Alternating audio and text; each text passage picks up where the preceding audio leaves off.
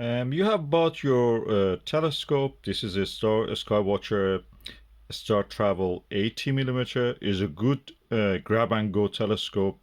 Um, the mechanics of it is really good, solid. It has a finder scope. Objective lens is 80 millimeter. To have such a thing in the past was a dream. 3-inch or 75 millimeter was the maximum you could afford in 1970s or 80s. Now, thanks to the economic miracle of the China, we can afford all these telescopes at a very good price, reasonable price. Now, what you can actually use with this telescope, what eyepieces you want. Usually, the eyepieces that come with the telescopes are actually optimized for the telescope that you get. So something like this Skywatcher Super 26 wide-angle long eye relief eyepiece are really good. They're lightweight, they're optimized for this, and they have a sharp image all across, almost. So I don't think that you will need anything more than this for the wide-angle view when you start to observe. And there is also 10 millimeter of it. Then you can get also a Barlow lens for this. It comes with a package, and 2 times Barlow. You can actually make this. You know how the Barlow works, of course. Barlow, the magnification of it doubles anything that is on the focal length of the eyepiece. Focal length is 25 millimeter here, so double that amount or half it practically. It makes it double the focal length, so half the magnification. So that is 25. That becomes divided by 2, 12.5 millimeter. So, and with the 10 millimeter one, you can actually have a 10 divided by 2, you can have a 5 millimeter. This is, this is a very wide angle telescope first. So you need high magnification for looking at the planets like Jupiter and Saturn. So 5 is a good magnification. So you will be really good and well equipped if you just go for what the manufacturer has included with the telescope. But in the case that if you wanted to upgrade to something, what are your options? Let me just show you a few. So the first thing probably you will think is to go really budget and get something like a zoom eyepiece. It has everything in one package. So practically zoom eyepiece, this one is from 7.5 to 22.5 millimeter. It's a good option. When you don't want to carry more than one eyepiece with yourself, that's the best thing you can have, other than what the manufacturer has provided. So this zoom eyepiece is really good if you can, just justify it. The only thing is that you have to change when you want to magnify, you have to twist this. And sometimes it may, just a little bit change the view of the telescope slightly to knock the telescope from the target. But anyway, it's a wide angle telescope, this Star Travel 80, so it doesn't make much difference. So you will be well off with this zoom if you just choose that. But if you wanted something really wide angle, other than 25 or 22.5 that this provides you, low magnification I should say, a 40 millimeter eyepiece, this one is mid, you can get from Celestron. And there are many other ones. They're all the same. They're all built in the same factories, probably in China. Optical companies in China are very good.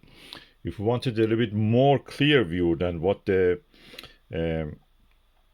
sharpest view, I should say, what the 25 millimeter was providing you, I recommend the orthoscopic eyepiece. 25 millimeter is really good. I have not seen orthoscopic eyepiece more than 25. Really good. You can get them cheap, but they're second hand usually. This one is Vixen, so it's quite good, made in Japan. And the maximum field of view, or maximum field of view, what you can see, the circle of what you can see in the sky, the size of it is 32 usually. So 32 millimeter plus all eyepieces like these ones are perfect. This is the eyepiece I use with every telescope and is unbranded. just for finding the target in the sky. As you can see here, even here now, look how low magnification it is. It gives you the widest field of view. With the star travel, that is perfect for finding extended objects, finding the target that you are looking for, then changing to a lower magnification when you have found it. So I recommend, this is an unbranded Chinese one, cheap, probably the price of a chocolate box or something like that. Very cheap. You can get also second-hand ones if you find something like this, plus or 20 millimeter. It's a little bit higher magnification. And the same with the 25 millimeter mid. These eyepieces are amazing. This one is called aspheric, SV Boni, or you can see with the Celestron also, they have another name. Vita, I think they call it. These are aspheric. The lens is molded in a shape, a specific shape that gives really clarity, clear image. And I've seen one of the sharpest views of the moon with this 10 millimeter. There's a 4 millimeter one also, and 23 millimeter of it is really good. The angle of view, the field of view of this is 62, so really good, cheap. Like at cheaps. But if you want to spend money, and you have the money to spend, you can go for something like Teleview 24mm panoptic. This gives you 68 degrees field of view. This is practically the widest field of view you can get in any, eyepiece in the barrel size of a 1.25 inch, around 31 millimeter. This gives you the best. This is the best practically. Expensive, depending where you are. It can be anything between 200 to 300 dollar or pound, or the unit of your currency. And then for something similar to that, a slightly narrower field of view, but a view as good as that, you can use a microscope eyepiece like this Zeiss one. They're really available cheap, and I'm really delighted with this eyepiece. I use it to observe the comet ZTF. Really, this is a good discovery I made, and I'm really happy with that. It is a Zeiss. It is cheap, and field of view is around 62 degrees, I think, or 65. Very similar to this panoptic one in the sense of field of view. Yet you can go for Nagler. This is a 4 millimeter Nagler. There is a this is of course Nirvana. Nagler one are these ones. This one is Teleview Nagler type 6, 5 millimeter. Very good sharp views of the planets you can have. Similar to this are Nirvana. These are made by the Helios or Skywatcher, or different names. You can find them in AliExpress or anywhere in your country. You can find them where they have second-hand eyepiece sales.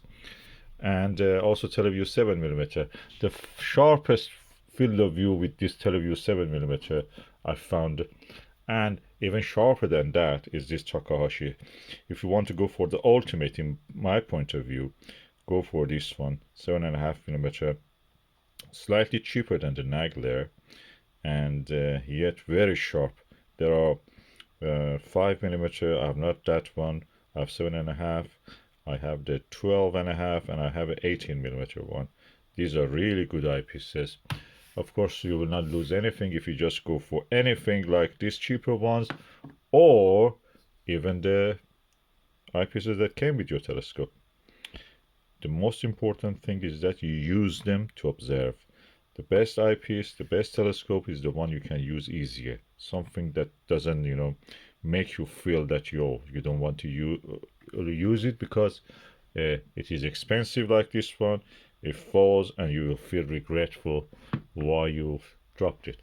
These ones are cheap. Even if they fall, they don't get damaged much unless you really drop it under a car or something. So I recommend Plus eyepieces are the best if you can live with it. They are really good. 52 degrees field of view, and you have a large options with them, 40 millimeter and others. So these are the eyepieces you can use with the Star Travel. Now you may ask why I am using this eyepiece on this. This is just a cheap eyepiece I got. It's the Orion Expense. The 9mm of it is very good, but 6mm also. This 20mm I just use it for because it's blue with the blue of the color of this. It just looks nice on display.